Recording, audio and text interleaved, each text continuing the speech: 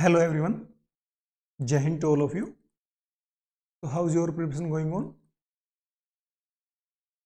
देखिए जो हमारा फिजिकल ज्योग्राफी की ये क्लासेस चल रही है ना, इसमें आज का जो हमारा टॉपिक बेसिकली होने वाला है that is weathering and mass movement. Physical geography ना एक बहुत मज़ेदार सब्जेक्ट है, बट द थिंग इज कि आपको समझ में आए है ना चीज़ों को ना, एक कॉन्सेप्चुअल तरीके से समझने में एक अलग ही मज़ा आता है। एक्चुअल में तो चलो ठीक है, आपने नॉलेज है रट ली ठीक है, लेकिन जो कॉन्सेप्ट क्लियर होते हैं ना, और उसके बाद जब आप उस चीज़ को अपनी डे टू डे लाइफ से रिलेट करते हो तो ऐसा फील होता है कि यार हाँ हमने भी कुछ पढ़ा है। एक कॉन्फिडेंस ना बूस्ट होता है, और कॉन्फिडेंस का भी एक बहुत बड़ा खेल होता है लाइफ में। आपके पास हज़ार नॉलेज हो, लेकिन अगर आपको कॉन्फिडेंस नहीं है ना बोलने का, तो वो नॉलेज किसी काम की नहीं है। काम की नहीं है इन द सेंस आप उसको एक्सप्रेस नहीं कर पा रहे हो, तो उतना ज़्यादा बेनिफिट है नहीं उसका। लेकिन अगर आपका कॉन्फिडेंस हाई है ना, वो चाहे आपका किसी भी नॉलेज के मामले हो, जरूरी नहीं है कि आपको सिर्फ पढ़ाई में ही नॉलेज हो तो ही ऐसा होगा, नहीं।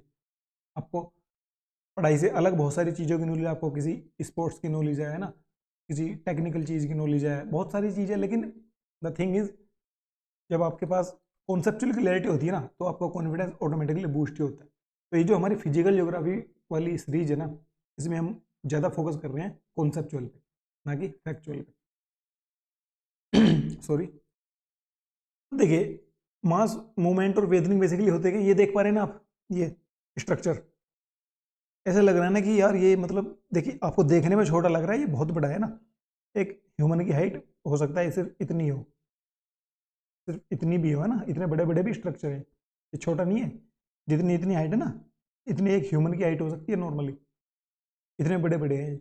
आप सोचिए ये कैसे बने होंगे ना, इनके साथ आखिर ऐसा क्या हुआ होगा और कितने सालों तक होता रहा होगा, हजारों लाखों सालों तक। तब जाके तो पत्थर है ना, बेसिकली है तो रोक ही ना, तब जाके तो ये इस फॉर्म में आ पाए हैं। सेम आप ये रोक देखिए, आपने ना, मुझे नहीं पता आपने शायद देखा है कि नहीं देखा, लेकिन एक सेम इस तरह का ही रोक इंटरनेट पे ना बहुत घूमता रहता है। बहुत बड़ा रोक है वो, और उसको बीच से बिल्कुल ऐसे ही शार्प एज से कट किया हुआ है। कट किया हुआ है इन द सेंस बिल्कुल ऐसे ही है वो, और ऐसे लगता है कि जैसे इसको बीच से किसी ने ऐसे चाकू से काट दिया है।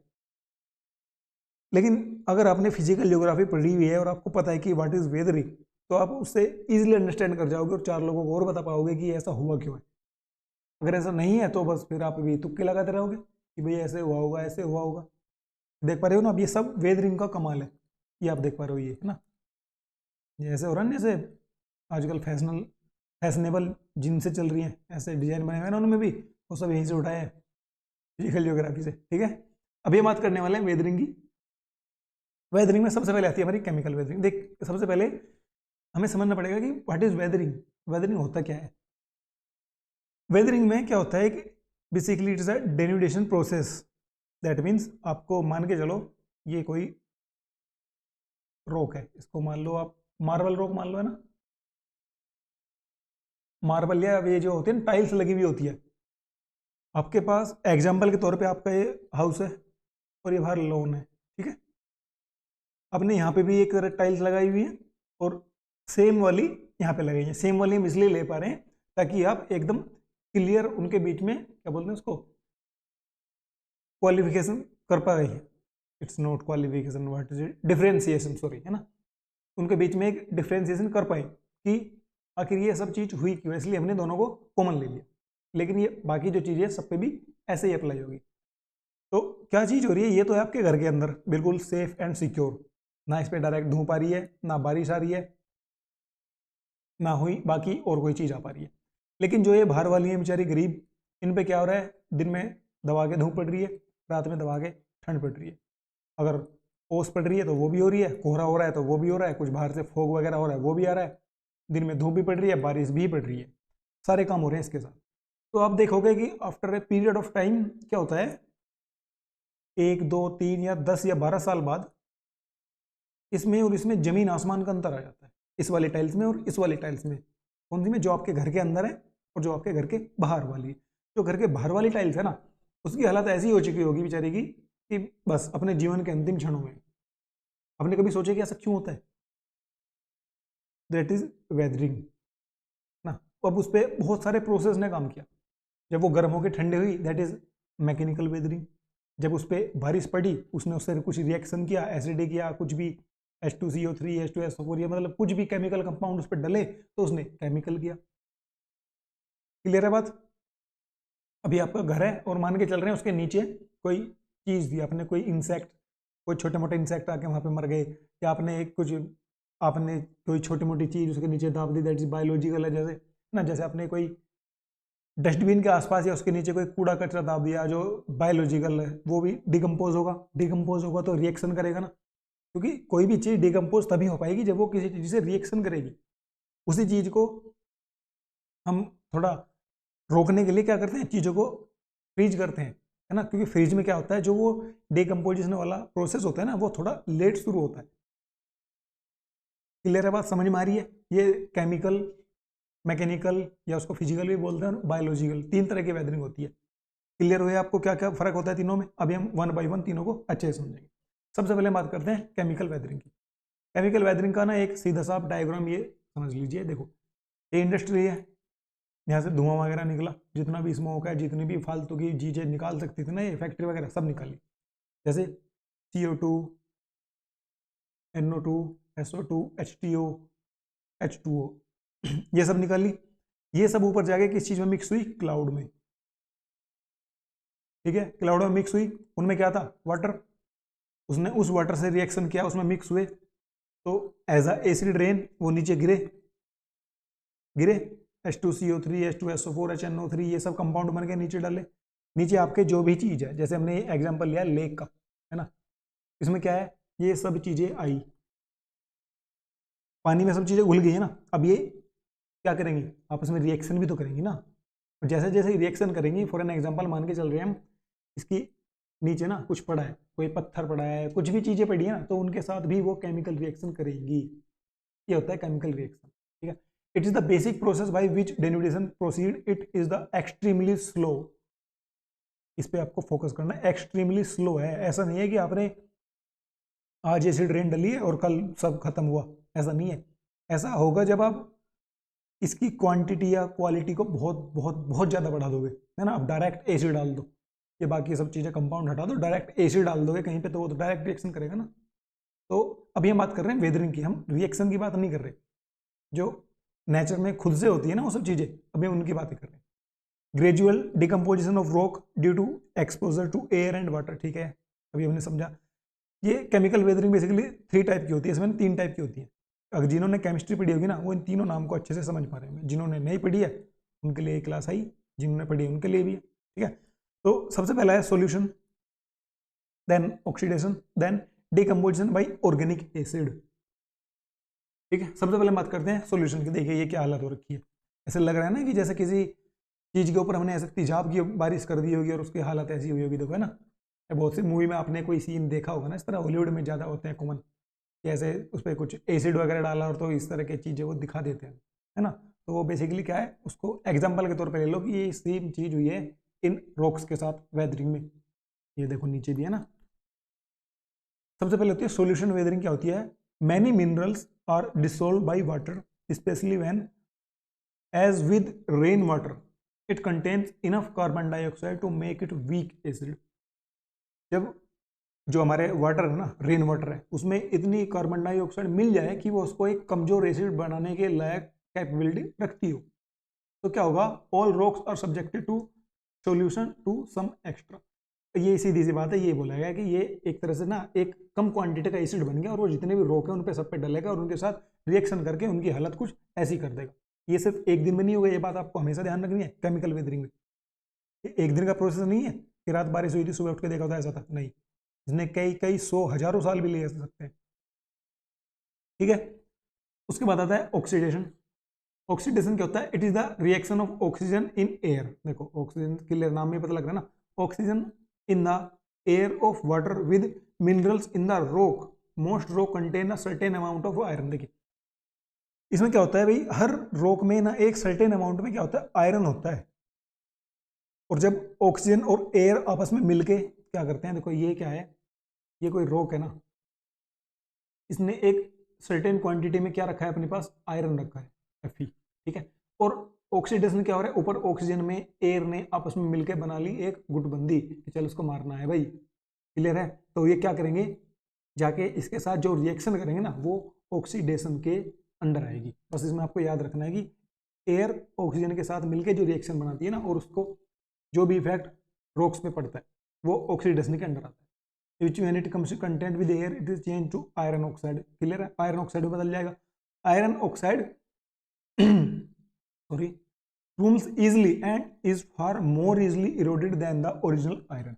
देखिए आयरन ऑक्साइड एक ऐसी चीज है, अगर आप दो चीज लेंगे ना, एक आयरन ऑक्साइड और एक आयरन, तो आयरन ऑक्साइड बहुत इसके मुकाबले बहुत जल्दी इरोडेड हो जाएगा। ये सब इरोडेड हुए हैं, ठीक है।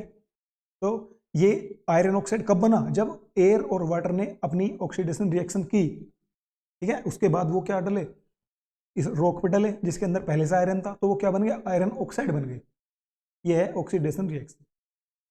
Next is decomposition by organic acid within the soil which covers most rock or bacteria.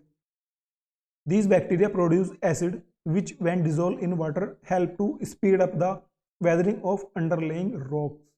Clear बात है, पानी के अंदर कोई रॉक पड़ा है, पत्थर पड़ा है, ठीक है, लेकिन क्या चीज है सॉरी क्या चीज है कि मान के चल रहे हैं जो बैक्टीरिया थे ना, उनने अपना जो भी रिएक्शन किया ना, उस रिएक्शन की वजह से जो डीकम्पोजिशन का प्रोसेस है वो बढ़ा देते हैं। क्लियर है ना बात, ये हो गया हमारा ऑर्गेनिक एसिड का रिएक्शन। अभी बात करते हैं फिजिकल और मैकेनिकल वेदरिंग की। देखिए ये फर्स्ट कंडीशन, सेकंड, थर्ड और फोर्थ।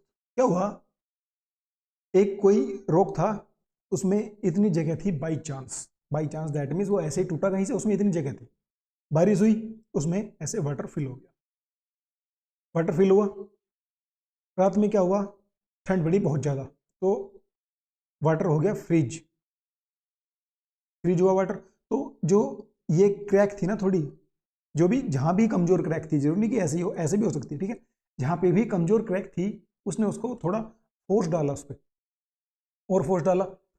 ये प्रोसेस सेम कंटिन्यूस चलता रहा, 2 बार 3 बार 4 बार 5 बार, तो क्या हुआ, ऐसे होता है। देखो इसने पहले इसको यहाँ तक वीक किया, after a period of time धीरे धीरे इसने इसको यहाँ तक वीक कर दिया, तो एक टाइम ऐसा आएगा कि इसके 2 पार्ट हो जाएंगे। क्लियर है बात, अभी समझ में आ रही है। अब सेम चीज आप इस पर अप्लाई कर दो, इस पे, इस वाले रॉक पे अप्लाई कर दो सेम चीज। अभी समझ में आ रही है वो जो इंटरनेट पे इमेज घूमती है कैसे हुई है वो, अब तो आप समझ पा रहे हो ना कि वो एक फिजिकल वेदरिंग का प्रोसेस था। क्लियर है। रिपीटेड टेम्परेचर चेंज, बिल्कुल सही बात है। देखिए रिपीटेड टेम्परेचर चेंज से क्या मतलब है, इसमें मान के चल रहे हैं हमने, क्या हुआ, रिपीटेड टेम्परेचर चेंज हुआ ना, कि इसको हमने किसी एक ऐसी लोकेशन पे मान लेते हैं, जैसे किसी रेगिस्तान में मान लेते हैं, क्योंकि रेगिस्तान में क्या होता है, दिन बहुत ज़्यादा गर्म होंगे और रातें बहुत ज़्यादा ठंडी होंगी। वो क्यों होती है वो हम अलग पढ़ेंगे क्लाइमेट वाले पोर्शन में, ठीक है। अभी मान लेते हैं आप ये रेगिस्तान में, तो भाई दिन में तो यहाँ पे टेम्परेचर जा रहा है 50 डिग्री सेल्सियस, और रात में जा रहा है ये 10 डिग्री 7 डिग्री, कभी कभी 0 डिग्री। तो इनके साथ क्या कंडीशन होगी भाई, देखो कोई भी चीज़ है जब हम उसको गर्म करते हैं वो एक्सपेंड करेगी, एक्सपेंड करती है ना, और जब उसको हम बिल्कुल कोल्ड करेंगे वो क्या करेगी, ऐसे श्रिंक होगी, आपस में सिकुड़ने की कोशिश करेगी। तो जब ये एक प्रोसेस कॉन्टिन्यूसली किसी के साथ चलता रहेगा तो क्या होगा, उसके जो भी वीक सेक्शन थे ना उन पे ज़्यादा फोर्स अप्लाई होगा और वो अपने छोटे छोटे टुकड़ों में टूट जाएगा। अब सेम रिपीटेड वीटिंग एंड ड्राइंग है ना भाई, किसी चीज़ को बार बार गीला करोगे सुखाओगे, गीला करोगे सुखाओगे, तो उसके जो बहुत हल्के हल्के स्पोर्ट्स होते हैं ना, देखो आपने एक चीज़ नोटिस करना, जो पत्थर होते हैं ना नॉर्मल वाले, नेचुरल वाले पत्थर, ये स्लाइड वगैरह नहीं, सॉरी टाइल्स वगैरह नहीं, टाइल्स भी बेसिकली ईंट ही ले लो आप, जो नॉर्मल ब्रिक्स होती है, उसको जब आप पानी में डालोगे ना वो थोड़ा सा पानी कंज्यूम कर लेती है। क्या कर लेती है, कंज्यूम कर लेगी पानी को वो, क्योंकि उसके अंदर जो बहुत बारीक बारीक ऐसे बारीक बारीक सी जगह होती है ना बहुत, उसके अंदर वो पानी कंज्यूम करती है। उसको सुखाया, क्या हुआ, उसके अंदर हमने पानी जबरदस्ती निकाला, है ना, वो गर्मी गर्मी पड़ी उस पर, वो भाप बन के उड़ा, हमने उसको फिर पानी में डुबोया, उसने फिर से पानी कंज्यूम किया। तो सेम चीज़ अगर हम उसके साथ बार बार करेंगे तो क्या उस पर कुछ इफेक्ट नहीं पड़ेगा, ऑब्वियसली इफेक्ट पड़ेगा ना। तो ये भी एक रीजन है, ये रीजन आपको याद रखना है फिजिकल के लिए। देखिए ये रीजन बताने का मतलब है, आपसे क्वेश्चन में पूछ सकता है कि ऐसे ही आपको 3 या 4 नाम दे देगा कि बताओ इनमें से कौन सा केमिकल वेदरिंग का एग्जाम्पल है और कौन सा फिजिकल वेदरिंग का एग्जाम्पल है। The next is frost action. Frost action बिल्कुल सेम होता है जो हमने अभी एग्जांपल लिया। फ्रोस्ट क्या होता है, जो छोटे छोटे कण होते हैं ना उसको बहुत बारीक बारीक, तो ऐसे जो भी रॉक्स वगैरह हैं उनके उन छोटे छोटे पुर में जाके ऐसे अंदर फिक्स हो जाएंगे, ठीक है। फिक्स हो गए तो नेक्स्ट टाइम फिर वो जब उन पर टेम्परेचर इफेक्ट होगा तो वो अपनी जो भी उनकी नेचुरल कंडीशन है या जिसके साथ वो जैसे रिएक्ट करते हैं वो वैसे रिएक्ट करेंगे तो उस पर इफेक्ट डालेंगे, ठीक है। बायोटिक एक्शन, बायोटिक एक्शन को आप ऐसे समझो, आपने बहुत बार देखा होगा कि क्या होता है, किसी एक पूरे बहुत बड़े रॉक को लेके ना ऐसे पेड़ अपनी रूट्स उसके अंदर डालता है और धीरे धीरे धीरे धीरे उसके टुकड़े टुकड़े कर देता है। वो अलग बात है, उसको ऐसे थामे रखता है क्योंकि वो एक उसका रूट्स का प्रोसेस है ना, वो जुड़ी हुई है एक दूसरे चीजें। तो ये भी एक बायोटिक एक्शन में आता है। और इसके साथ मान के चल रहे हैं आप, क्या होता है, ये कोई ब्रिक्स है या कोई रॉक्स है ना, इसके नीचे आपने किसी जानवर को एक तरह से मतलब उसकी डेथ वगैरह हुई, आपने उसको वहां पे दफना दिया। दफनाने के बाद क्या हुआ, उसकी बॉडी डिकम्पोज होना शुरू हुई, ठीक है। उसमें इंसेक्ट्स आएंगे, उसको खाएंगे, वो सब चीज़ें चलेंगी। केमिकल वेदरिंग में भी सेम होता है और इसमें भी कुछ कुछ सेम होता है। इसमें ऐड हो जाते हैं जो अपना एग्जाम्पल है ना मैंने ट्री वाला, वो सब चीज़ें ऐड हो जाती हैं, वो फुल्ली केमिकल होता है, क्लियर है। तो वो धीरे धीरे उस चीज़ को डिकम्पोज करना शुरू कर देंगे और वहाँ पे जो आसपास इन्वायरमेंट है उससे रिएक्शन करेगा, उस रिएक्शन का इफेक्ट इन पे भी पड़ेगा, तो ये भी उस बायोटिक एक्शन की एक पार्ट बन जाएंगे और धीरे धीरे क्या होगा, वेदरिंग स्टार्ट हो जाएगी।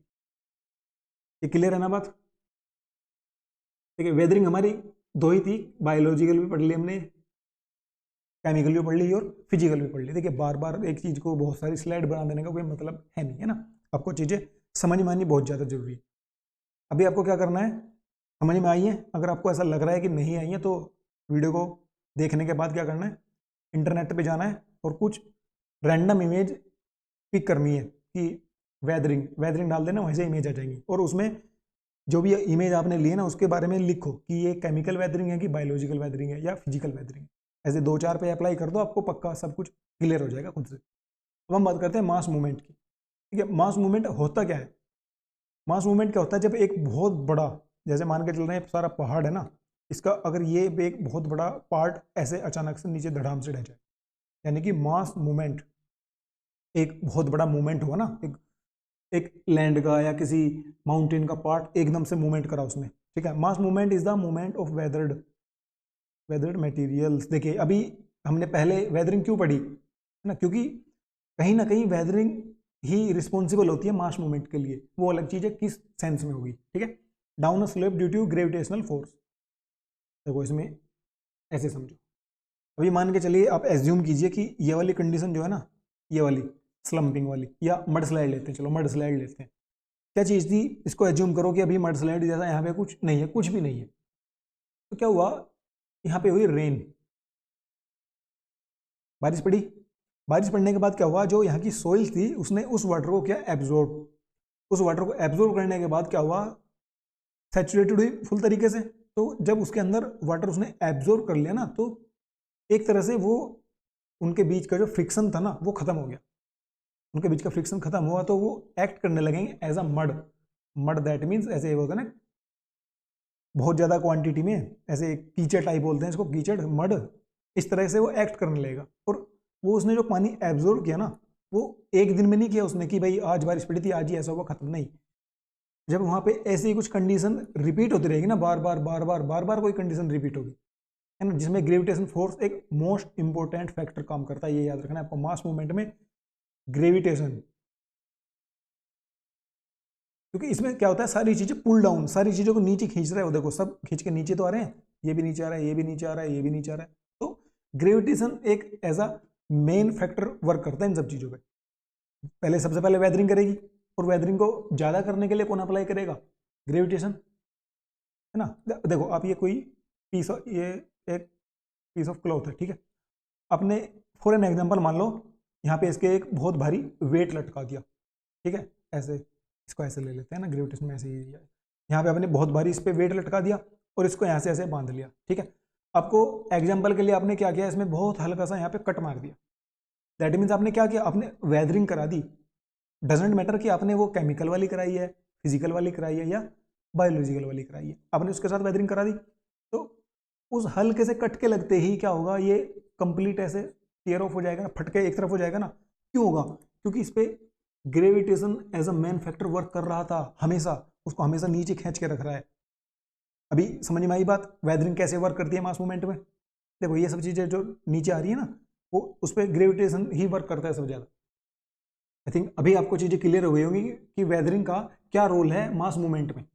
ठीक है, द मूवमेंट में बी ग्रेजुअल या सडन, यानी कि एकदम से भी हो सकता है, depending on the gradient often slope.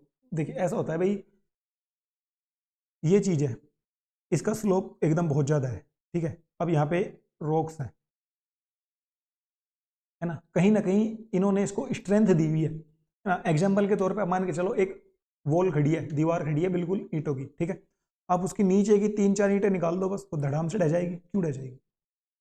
क्योंकि क्या किया है आपने, जो उसके नीचे जिन्होंने उसको स्ट्रेंथ दी हुई थी ना, आपने उस पर वर्क कर दिया, और बाकी काम किसने कर लिया? ग्रेविटेशन ने। तो सेम चीज क्या होती है, वेदरिंग कर देती है इन रॉक्स पे, है ना। जैसे मान के चलो इस रॉक पे बेचारे के साथ कुछ ऐसी कंडीशन हुई कि इस पे बहुत ज्यादा वेदरिंग हो गई और ये टूट गया, है ना, ये पीस पीस में ऐसे बन गया। तो भाई जब ये यहाँ से जगह खाली हुई तो ग्रेविटेशन तो बोलेगा ना, आओ जल्दी फटाफट आओ मेरे पास, तुरंत खींच लगाने को नीचे, तो जितना भी पार्ट है वो सब ढह गया। क्लियर हुई बात? देखो ऐसे समझो, ये तो रहे ब्लॉक्स और रॉक स्लाइड्स डाउन हिल्स, ठीक है। ये धीरे धीरे स्लोली स्लोली नीचे को आ रहे। क्यों आ रहे हैं नीचे को? क्योंकि इनकी जो कंडीशन है ना, जो उनकी स्ट्रेंथ है, वो कहीं ना कहीं कमजोर होती जा रही है, तो वो धीरे धीरे उसको नीचे खींचते रहेंगे। क्लियर है? अब ये इसमें ना कितने 3 तरह के होते हैं, ये मास मूवमेंट 3 तरह के होते हैं। एक होता है सोइल क्रीप, ये आपको नाम याद रखना है, ठीक। अब तक तो हमने पढ़ा कि बेसिक फंक्शन क्या है सबके पीछे। इसमें क्या है, सबसे पहले बात करते हैं सोइल क्रीप की। This is a slow gradual but more or less continuous movement of soil downhill slope. देखिए ऐसा क्या होता है, सोइल क्रीप ये है बेसिकली सोइल क्रीप।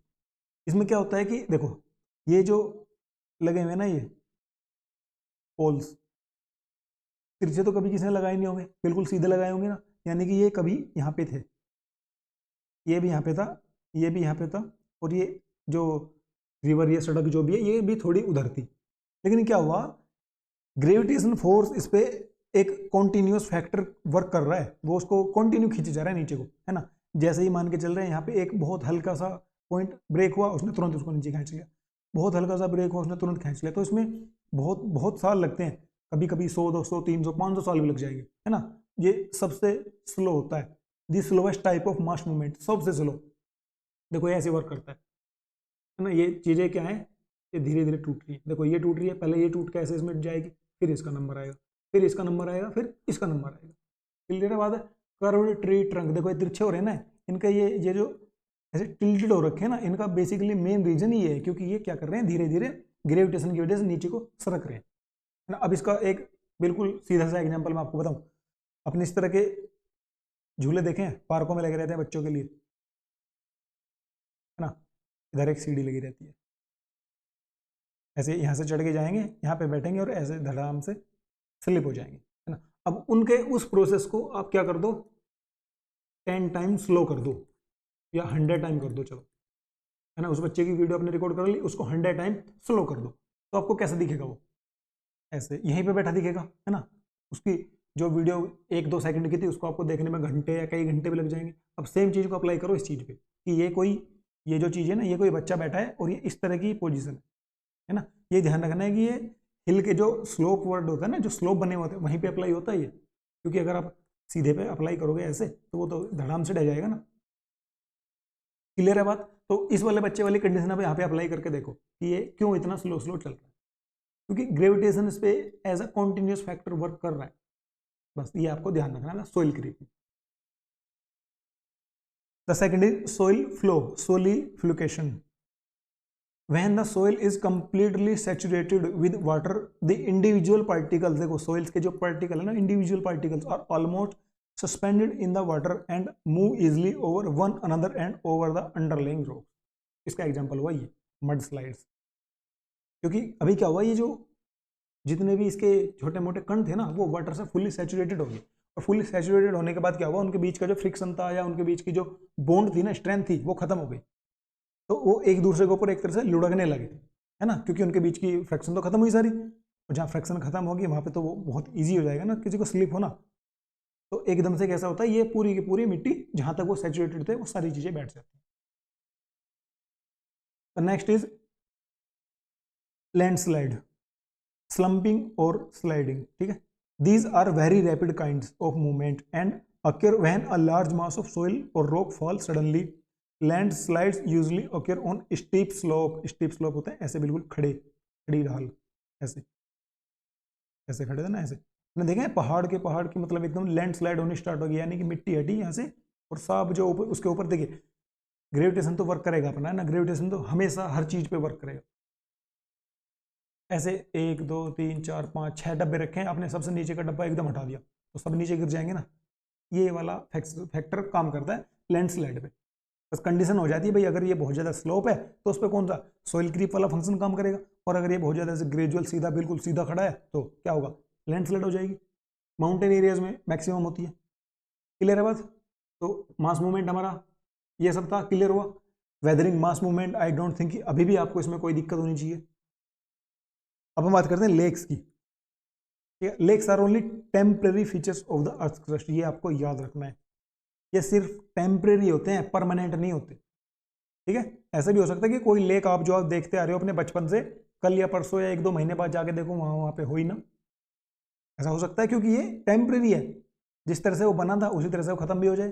कैसे, जैसे मान के चलता है कोई टेक्टोनिक लेक बने, टेक्टोनिक लेक दैट मीन्स ऐसे थी, कोई कुछ फंक्शन उनके हुए, वो बीच वाली स्लाइड थोड़ी सी ऐसे डाउन हो गई तो उसके अंदर थोड़ा पानी आके जमा हुआ तो वो लेक बन गया, ठीक है। लेकिन अर्थ की क्रस्ट में फिर से कुछ मूवमेंट हुआ और ये वाला पार्ट जो नीचे था वो ऊपर उठ गया और उसने प्लेट्यू का रूप ले लिया।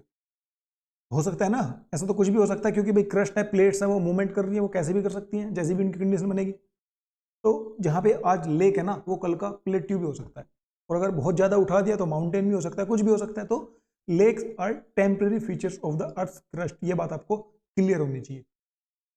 अभी बात करते हैं जो लेक बनते हैं अर्थ मूवमेंट के, वे होते हैं 2, टेक्टोनिक लेक और रिफ्ट वैली लेक। इनमें बहुत ज़्यादा डिफरेंस कुछ नहीं होता, कुछ भी डिफरेंस बहुत ज़्यादा नहीं है, बस इनके थोड़े से फंक्शन या उनकी जो स्पेशलिटी होती है ना उसके रिगार्डिंग इनको 2 कैटेगरी में क्लासिफाइड कर दिया।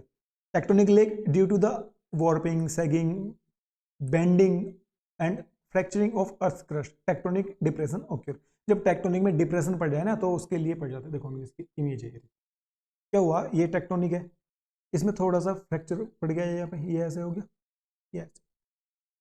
तो जब ये ऐसे ये वाली चीज अपने आसपास के एरिया से थोड़ी नीचे हो गई तो क्या हुआ, बारिश पड़ी या कोई रिवर का, जैसे मान के चलो यहाँ से रिवर बह रही थी, है ना, ऐसे बह रही थी, पता लगा कि भाई इधर कुछ घटना हुई है, तो वाटर को क्या चाहिए, अपना मैक्सिमम जहाँ से वो इजीली फ्लो कर सके, उसकी कोई एक बहुत मामूली ऐसे लाइन आके यहाँ पे बह गई, भर दिया तो लेक बन गया।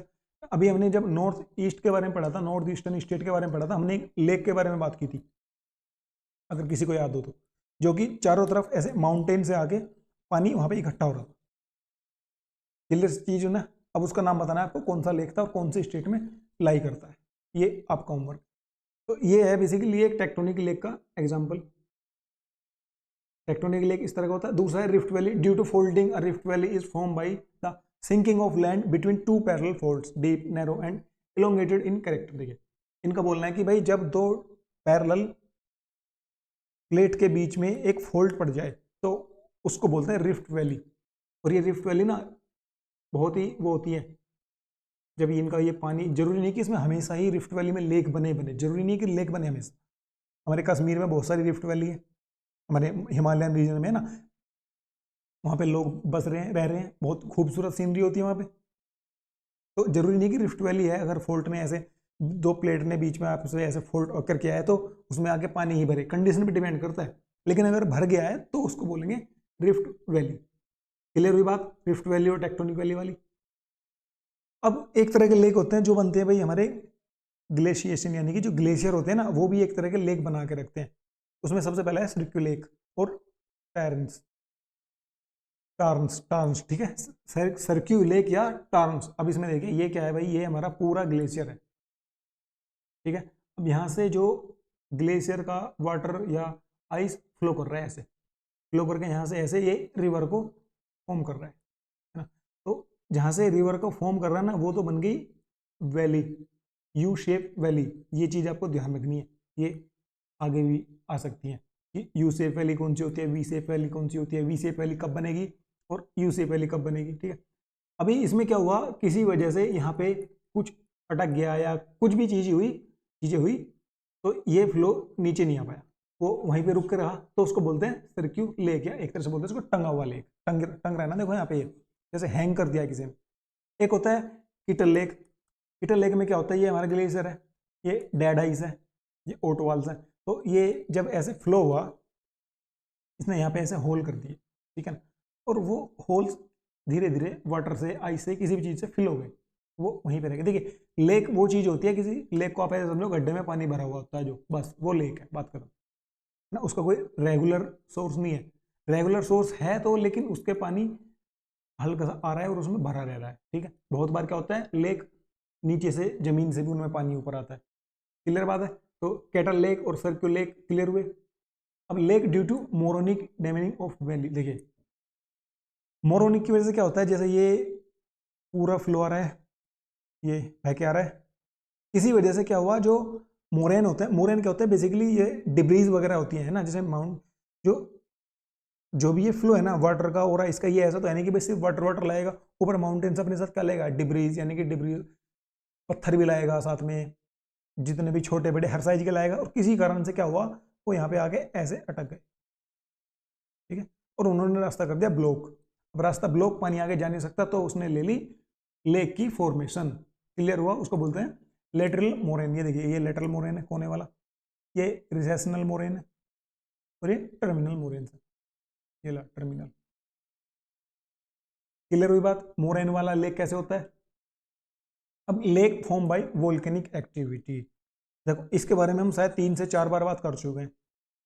एक तो वोल्केनिक के आपको बताना है कि ये किस टाइप का वोल्केनिक है, वोल्केनो था, टाइप ऑफ वोल्केनो, ये वाला कौन सा था, ठीक है। इसको बोलते हैं क्रेटर एंड सेल्डियर लेक। क्या हुआ, यहाँ से पहले वोल्केनो इरप्ट हुआ, ठीक है, वोल्केनो इरप्ट होने के बाद क्या हुआ, वोल्केनो कुछ टाइम बाद कूल डाउन हुआ। देखो ये आसपास एरिया देख पा रहे हो, सारा वोल्केनिक का, वोल्केनिक रॉक्स बिछे हुए हैं, यानी कि वोल्केनिक की रॉक नहीं, एक तरह लेयर बची हुई है ना, लेयर आफ्टर लेयर ऐसे बिछी हुई है, तो उन्होंने वोल्केनिक लैंडफॉर्म बना हुआ है सारा। ये ठंडा हुआ, ठंडा होने के बाद क्या हुआ, ये इसका एक क्रेटर बन के रह गया, है ना, और अंदर से हुआ ये बंद हो गया किसी तरह, जो बंद है ऐसे इन द सेंस भाई, जो इसके अंदर फ्लो था वो भी तो जाम, मतलब ठंडा हो गया, वहां पे कूल डाउन हो गया, सेटल हो गया। तो ये एक तरह से क्या बचा, एक तरह से खाली एक बाउल टाइप बचा, ऊपर से बारिश हुई, उसमें पानी भर गया, तो क्या बन गया, क्रिएटर लेक बन गया, क्लियर है। और ये इतना छोटा नहीं है जितना आपको देखने में लग रहा है, इसके आसपास अगर आपको ये मान के चले कोई इंसान खड़ा है ना, तो वो आपको दिख नहीं रहा है, अब आप उस चीज से अंदाजा लगाइए कि कितना बड़ा है, ठीक है। अब लावा ब्लॉक्ड लेक, अब देखिए ऐसे है कि जब ये फ्लो करा, लावा बह के चला, लावा किसी जगह अटक गया, ब्लॉक हो गया, तो वहां पे ऐसे गोल गोल घूम गया और उसने एक खड्डा टाइप बना दिया, ठीक है। कुछ समय बाद जो लावा था वो तो कूल डाउन हो गया, लेकिन वो खड्डा ऐसे, मतलब वो गड्ढा या होल ऐसे के ऐसा ही रहा, ठीक है। तो उसमें एक टाइम बाद क्या हुआ, उसमें भी आके अगर वाटर फिल हो गया तो वो हुआ लावा ब्लॉक्ड लेक, ठीक है। Lake due to subsidence of a volcanic land surface, ये देखो ये आसपास जितने भी लेक बने हुए ना वोल्केनिक सरफेस, ये देखो ये वोल्केनिक सरफेस पे बने हुए ना सारे लैंड, वो सब वोल्केनिक एक्टिविटी के द्वारा फॉर्म हुए लेक्स हैं, क्लियर है। समझ में आ रहा है ना कि देखिए इनमें मेन फैक्टर होता है कि समझ में आना चाहिए कि बने क्यों, है ना, फिर तो आप इजिली इसको रिकॉग्नाइज कर लोगे कि ये किस रिगार्डिंग बात कर रहे हैं। अब हम बात करते हैं आइलैंड की, देखिए 6 तरह के आइलैंड होते हैं, कॉन्टिनेंटल जो कि हमारे ऐसे जुड़े हुए हैं कॉन्टिनेंट से, ठीक है, ओशियनिक जो ओशियन के बिल्कुल बीचों बीच है, कोराल जो कोरल रीफ ने क्रिएट किए हैं, एक होते हैं बैरियर जो एक narrow piece of land mass, एक छोटे छोटे, कोई छोटे छोटे लैंड मास है ना बने हुए हैं parallel to coastline separate from the mainland by lagoons, एक तरह से बैरियर का काम करते हैं ये, है ना। इसका एक बहुत बड़ा एग्जांपल है, हमारी एग्जाम में कई बार आ चुका है सीडीएस में, ये ऑस्ट्रेलिया वाला, ऑस्ट्रेलिया की जो आई थिंक क्वीन ऐसे कुछ करके नाम है, वो सबसे बड़ी बैरियर रीफ है, वो ऑस्ट्रेलिया को बचा के रखती है समुद्र की सुनामी वगैरह जो सब चीज़ आती है। एक है tidal, part of continental island that remain separate from the mainland during high tide, high tide in the sense जब पानी नीचे भी जाता है ना या ऊपर आता है, टाइड आती है ना दिन में 2 बार 12-12 घंटे के अंतराल पे, उसके बावजूद अगर ये चारों तरफ पानी से घिरा रहे हैं ना, उसको बोलते हैं टिडल टाइप। एक होता है आर्टिफिशियल ना, बुर्ज खलीफा दुबई, ये देखो आर्टिफिशियल बना लिया समुद्र में से, अगर उसको नॉर्मल भाषा में बोलें तो ऐसे उसको भरा करके अपना रेत वेत डाल के बना दिया, man made island constructed by people. Clear हुए अभी? अभी हम बात करते हैं कोरल रीफ की। कोरल रीफ क्या होता है? In tropical reason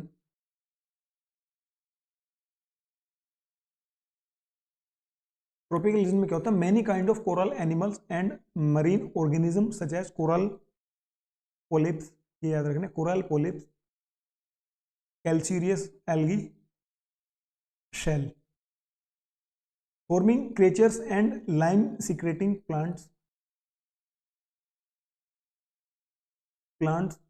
have in large colony have in large colonies, यद्यपि they are very tiny creature, यानी कि वे ना, जिनके बारे में मैंने अभी बात की ना, ये पता कैसे होते हैं? बहुत छोटे छोटे, बहुत ही ज्यादा छोटे छोटे, लाइक क्या बोलते हैं एन, वो क्या बोलते हैं इनको, कीड़े मकोड़े टाइप होते हैं ना, उस तरह के समझ लो आप, उस तरह के होते हैं बस, इनसे ज़्यादा बड़े होंगे नहीं। लेकिन प्लांट है वो थोड़े से बड़े हो जाएंगे, थोड़े से बड़े, जैसे झाड़ी वगैरह उग गई, देखो इसमें आप देख पा रहे हो ना, एक कोरल लीफ देखो, ये उगे हुए ना, ये सब ये इस तरह के होंगे बस, इन्हें लार्ज कॉलोनी। लेकिन क्या होगा, वो एक लार्ज कॉलोनी में होगी। आपने कभी वो देखा है आंट नेस्ट? देखा है आपने आंट नेस्ट? चींटियों का जो घोंसला होता है ना, कॉलोनी जो होती है, बाम्बी बोलते हैं उनको, बहुत बड़ी होती है वो, बहुत मतलब हजारों लाखों की तादाद में होती है। लेकिन एक अकेली आंट की कितनी वैल्यू? इतनी सी ना। लेकिन जब वो बहुत ज़्यादा क्वांटिटी में होंगी तो उनका एक अलग रूप होगा। सेम चीज़ अप्लाई हो रही है कोरल रीफ पे, ठीक है। Their ability to secrete calcium, ये क्या करते हैं? कैल्शियम कार्बोनेट सीक्रेट करते हैं, कैल्शियम कार्बोनेट सीक्रेट करते हैं, सीक्रेट मतलब ऐसे उत्पन्न करते हैं, ठीक है। within their tiny cells has given rise to a peculiar type of marine landform। क्या करते हैं वो? कैल्शियम कार्बोनेट जो बनाते हैं ना, वो ऐसे जमा होता रहता है। ये समुद्र तल है। अब देखो इसकी एक कंडीशन है कि वो किस जगह पे करेंगे, लेकिन उन्होंने ऐसे क्रिएट करना शुरू किया, एक के ऊपर एक, एक के ऊपर एक, एक के ऊपर एक, ऐसे करते करते करते वो सब चीजें कहाँ पे आ ली? वो ओशन लेवल से ऊपर आ गई, ओशन लेवल से ऊपर दिखने लगी, और ऐसे बहुत दूर तक ये चीज फैली हुई है। तो जब वो कोई चीज ओशन लेवल से ऊपर आ गई तो वो क्या हुआ? आइलैंड बन गई ना। अब कोरल रीफ का आइलैंड बन गया, वो अलग चीज है किसने बनाया, लेकिन मेन फीचर तो उसका उसमें आ गया ना, वो आइलैंड बन गया। द वाटर टेम्परेचर, अब ये कंडीशन याद रखनी है आपको, ये थी इसकी एक्सप्लेनेशन थी, लेकिन जो एग्जाम में पूछेंगे वे ये पूछ सकते हैं कि the water temperature must not fail below 20 degree. भाई 20 डिग्री से नीचे टेम्परेचर होना नहीं चाहिए, वरना उससे ज़्यादा ठंड में वो सर्वाइव नहीं कर पाते। They are found in tropical and subtropical zones. अभी हम जो क्लाइमेट वाला चैप्टर है उसमें बहुत अच्छे से पढ़ेंगे कि ये जोन किस बेसिस पे डिवाइड किए गए हैं, what is tropical, what is subtropical. The depth of the water should not exceed 180 feet. भाई 180 फीट से गहरा पानी नहीं होना चाहिए। देखो आप समझ में आ रही है ना बात समुद्र के बाद। भाई समुद्र ऐसा तो है नहीं कि हर जगह 200 300 500 मीटर की जगह, जो हमने अभी हाईएस्ट देखे Mariana trench, I think 3 kilometre something या 5 किलोमीटर समथिंग सबसे गहरी है, क्या वहाँ पे भी ये कोरल रीफ होगी? बिल्कुल नहीं होगी। क्यों? क्योंकि ये जो चीज़ है ना, ये वाली चीज़, इसको क्या चाहिए? इसको चाहिए फोटोसिंथेसिस। फोटोसिंथेसिस चाहिए तो उसके लिए क्या चाहिए? सनलाइट। अब सनलाइट इतने गहरे पानी में थोड़ी जा सकती है, हार्ड टू हार्ड 180 फीट मान लो, है ना, कि भाई 180 फीट तक सनलाइट वो ले पा रहे हैं, तो सर्वाइव कर पा रहे हैं। तो दैट मीन्स कोरल रीफ की एक कंडीशन ये भी है उनको क्रिएट होने के लिए, उनको सर्वाइव करने के लिए, the water should be saltish and free from sediment. पानी नमक का होना चाहिए, खारा पानी होना चाहिए, और सेडिमेंट फ्री होना चाहिए, ताकि वो सर्वाइव कर पाए, ठीक है। अब इसमें ना एक इंपॉर्टेंट चीज मैं आपको बताऊं, ये होते हैं ना, ये कोरल रीफ जो होती है, ये जो हमारा ऑफ शोर होता है ना, ये तटीय क्षेत्र जो होता है ना, यहाँ पे उथला पानी होता है, उथला पानी इन द सेंस जहाँ पे पानी की डेप्थ कितनी मान ली, चलो 3 4 5 या 6 फुट होती है ना, फिट होती है ना, वहाँ पे ये बहुत जल्दी ग्रो करते हैं। क्यों करते हैं? क्योंकि यहाँ पे इनको ज़्यादा सनलाइट मिलेगी, ज़्यादा सनलाइट मिलेगी तो क्या होगा, उनको जल्दी वो करेंगे फोटोसिंथेसिस और जल्दी ग्रो करेंगे, तो एक तरह से बहुत जल्दी जल्दी ये सारा एरिया कवर कर लेते हैं। अब इसमें टाइप होते हैं, कोरल रीफ के बारे में हमने पढ़ा, कोरल रीफ के भी टाइप है ना। सबसे पहला है fringing type, sorry fringing reefs. It is a coralline platform lying close to the shore, देखो ये क्लोज टू द शोर, ये वाला है ना, to the shore extending outward from the mainland, outward from the mainland, यहाँ से, ये यहाँ से स्टार्ट होगा बनना और ऐसे जाएगा। क्लियर बात हुई? ये होता है फ्रिंगिंग रीफ।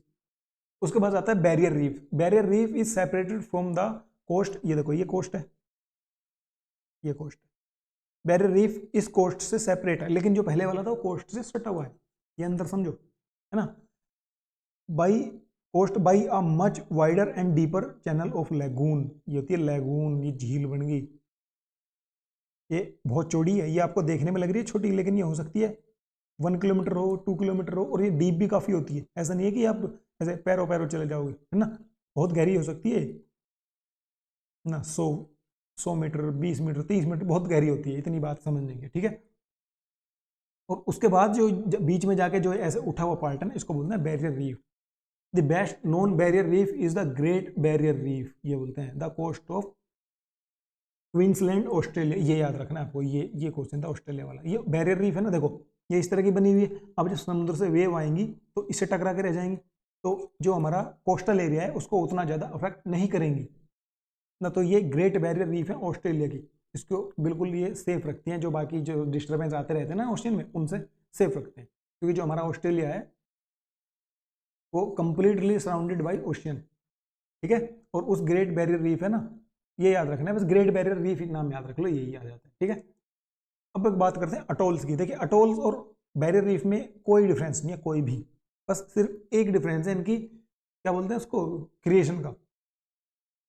भाई जो हमारी वो है, क्या बोलते हैं उसको, बैरियर रीफ, वो ऐसे बनी हुई है, कोरल रीफ ऐसे बन गई, लेकिन इसमें क्या होता है कि ये सर्कुलर पैथ में हो जाती है, कुछ ऐसी चीज़ें होती हैं या कुछ ऐसी कंडीशन बैठती है उनकी, वो एक सर्कुलर उसमें बना लेते। देखो ये कैसे बना हुआ है ना, समझ गए होंगे कैसे बना हुआ है। तो ये भी अटोल्स है, उनको बोलते हैं अटोल्स। अटोल्स में क्या होता है, ये यहाँ से ना बहुत बार ऐसे कटे भी होते हैं, कट कट, ताकि क्या हो, जो समुद्र में जो पानी है ना, वो ऑक्सीजन ऑक्सीजन ऑक्सीजन तो प्लस ही है ना, उसमें ऑक्सीजन बहुत ज़्यादा है, तो वो ऑक्सीजन से फुल्ली लोडेड वाटर उसमें एंटर होता है ना। और जो उसके अंदर का जो वाटर है ना, उसकी तो ऑक्सीजन उन्होंने ले ली ना, जो उसके अंदर सर्वाइव कर रहे हैं वो सब कोरल रीफ, ताकि वो क्या क्या उसमें कर रहे हैं, वो बहुत सारी चीज़ें चल रही हैं, वो जो पेड़ पौधे हैं वो क्या बोलते हैं, फोटोसिंथेसिस भी कर रहे हैं, है ना। और जो छोटे मोटे हमने इंसेक्ट्स के बारे में बात की थी, वो भी वहाँ पे सर्वाइव कर रहे हैं, तो ये वाटर रिप्लेस होता रहता है टाइम टू टाइम। क्लियर है, ये होते हैं अटोल्स। तो ये था सब हमारा लेक के बारे में, अटोल्स के बारे में, रीफ के बारे में, वेदरिंग के बारे में। उम्मीद करता हूँ आपको बहुत चीज़ें एकदम क्लियर हुई होंगी, अगर नहीं हुई हैं तो दोबारा देखो, भाई यही कर सकते हैं अगर नहीं हुए तो, क्योंकि इससे बेस्ट तरीका आई डोंट थिंक कि कोई हो सकता है आपको समझाने का, एकदम डेली लाइफ के एग्जाम्पल लेके। तो फिर मिलते हैं नेक्स्ट ऐसे ही एक और मज़ेदार वीडियो के साथ, तब तक के लिए अपना ख्याल रखिए, पढ़ते रहिए, जय हिंद।